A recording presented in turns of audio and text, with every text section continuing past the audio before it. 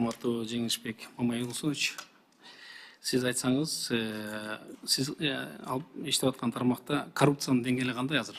Сизге чейин кандай эле, азыр сиз иштеп аткан маалда кандай болуп калды?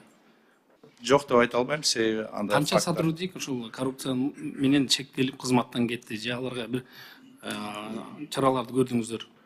Эми коррупция бир нерсе башка, бирок пара алуу бир нерсе менен кызматкерлер жоопкерчиликке тартылган фактылар бар. Алар боюнча толук териштирүү кылмыштын алкагында жалпы бир гана кызматкер эмес, тиешелүү жетекчилер өздүк курам толук каралып, тиешелүү чечимдер чыгарылды. Анда айтсаңыз, бул КППлар бар го, эме пост гаилер. Канча Кыргызстанда? Канча жерде иштеп атат азыр? Мен билгенден Токтогулда бар, анан могу Сосновкада бар. Да канча? Стационарлык постпу? Стационарлык пост. Стационарлык пост жалпысына 5, а автоураган посттор жалпысынан бул 22. Улар бүт бары онлайн режимде иштейт. Видео байкоо жүргүзүлөт. Ал жерде ар бир мүнөт, ар бир секунд сайын онлайн көзөмөл жүргүзүп турат. Жеңишбек Мамайулусович, мен сизге суроо бергеним бул коррупция боюнча. Ушул стационарлык постторду жана чоң автомашиналарды токтотушат да. Анан токтотуп эле кайра кетишет да. Ошон үчүн сурап атам ошол жерде. Эмнеге токтотот аларды? Эмне кайра кой берет аларды? Ал жерден канча адам ошол жерде жанагы көптөгөн коррупциялык иштер ошол жерде болуп калабы деген мүнөздө ушу суроону берип атам да. Туура айтасыз, ага дагы орун болушу мүмкүн. Эми автоунааларды кызматкерлер текшерет. Айрыкча мына Сусамыр, айрыкча мына Төбө Ашу жакта өзүңүз билесиз. Оор ташуу жүктөрдү, себеби булар каласын техосмотр өтүшкө. Анда айтсаңыз, бул альтернативдик жол бар да, билесиз, түндүк түштүк. Миң кушка бурулган жерде сиздин кызматкерлериңиз турат да. Ал жерде машинанын каттамы аябай аз. Бир гана ушул миң куштан көмүр тарткан биздин жанагы өзүнүн бүгүнкү күндөгү мына азыр кыш келатат, кичине өзүн тирелген кылып кызмат кылып, ошол жерден кичине пайда табайын деген чоң машина айдаган биздин шоферлорубузду тосуп ошол жерде катарына мен кече келе жатсам, ондогон машинаны ошол жерге сиздер ошол турсун деп коесуздарбы ошолор? Ооба, ал жерде постубуз бар, күнү түнү иштейт. Ал посттун сырткары биздин өзү тиешелүү кызматтар бар.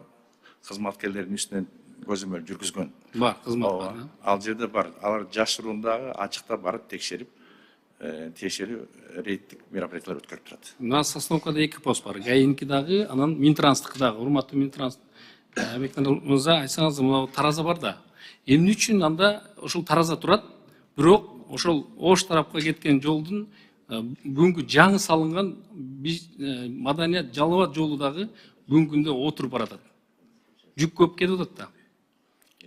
Көзөмөл жакшыбы же жакшы эмеспи, кандай? Например, Бишкек-Ош жолун ала турган болсок, бунун осевой нагрузкасы 10 тоннага рассчитаны. Ошондуктан азыркы жаңы курулуп аткан жолдорду 11,5 тоннага көтөрүү боюнча проекттер ошондой жасалып келатат да бүгүнкү күндө. Жалал Абад жолу боюнча бүгүнкү күндө жол курулуш иштери толугу менен бүттү. Дефектный периоддо турат. 2025 жылы апрель айларында толугу менен биз министрлик аткарылган жумушту кабыл алабыз. Урматтуу баяндамачылар, сиздердин баяндамаңыздарды уктук да. Бирок ушул жерде эгерде коррупция жок боло турган болсо, авариялар болбойт. Принципиалдуу иштей турган болсо жок болот. Бизде айдоочуларыбыз кандайдыр бир акча каражатын берип, нарушение кылган жерден өзүнүн ишин бүтүрүп кетип калат да. Ошондой эле Тараза боюнча дагы. Бир аз акча берет, ошол сиз айткан 30-40 тонна жүктү жүктөп ал жерден өтүп кетип атат.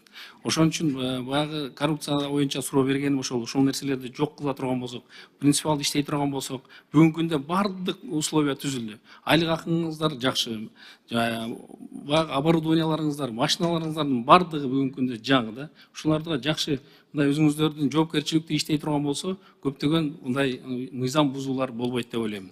Эми сиздерге сунуш, урматтуу Жеңишбек Мамайулусович, жакында кыш келатат. Төбө Ашуда аябай чоң пробкалар болот. Сиздерден сунуш ушул баягы себеби бар гана машиналарды өткөзсөңүздөр ошол жерден. Себеби жок машиналарды өткөзбөсөңүздөр. Ошол менин сунушум сиздерге. Рахмат.